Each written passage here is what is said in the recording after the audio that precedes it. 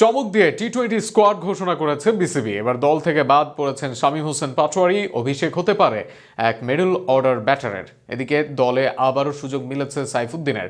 কারা আছেন টি-20 স্কোয়াডে তা নিয়ে থাকছে প্রতিবেদন।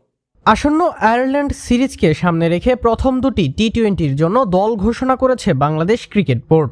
3 ম্যাচের সিরিজের প্রথম দুইটি ম্যাচ হবে 27 ও 29 নভেম্বর চট্টগ্রামের বীরশ্রেষ্ঠ শহীদ ফ্লাইট লেফটেন্যান্ট মতিউর রহমান স্টেডিয়ামে, আর শেষ ম্যাচটি অনুষ্ঠিত হবে 2 ডিসেম্বর। সর্বশেষ ওয়েস্ট ইন্ডিজ সিরিজ থেকে দুটি উল্লেখযোগ্য পরিবর্তন এসেছে। ব্যাটার শামীম হোসেন পাটোয়ারি বাদ পড়েছেন, তার জায়গায় টি-20-তে প্রথমবার ডাক পেয়েছেন 26 বছর বয়সী মহিদুল ইসলাম ভুঁইয়ান। সাম্প্রতিক সময়ে লিস্ট এ ও ঘরোয়া ক্রিকেটে ধারাবাহিক পারফরমেন্স তাকে এনে দিয়েছে জাতীয় দলের দরজা খোলার সুযোগ। এদিকে দল থেকে বিশ্রাম দেওয়া হয়েছে পেসার তাসকিন আহমেদকে।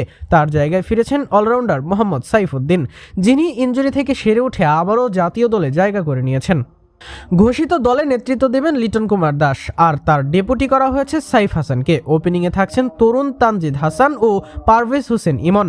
টপ অর্ডার ও মিডল অর্ডারে ভরসা থাকছে তাওহিদ হৃদয়, জাকির আলী অনিক, কাজী নুরুল হাসান সোহান ও নতুন মুখ মহিদুলের উপর। স্পিন বিভাগে থাকছেন শেখ মেহেদী হাসান, রিশাদ হোসেন এবং নাসুম আহমেদ, যারা তিনজনই সাম্প্রতিক সিরিজগুলোতে ধারাবাহিকভাবে ভালো পারফর্ম করেছেন।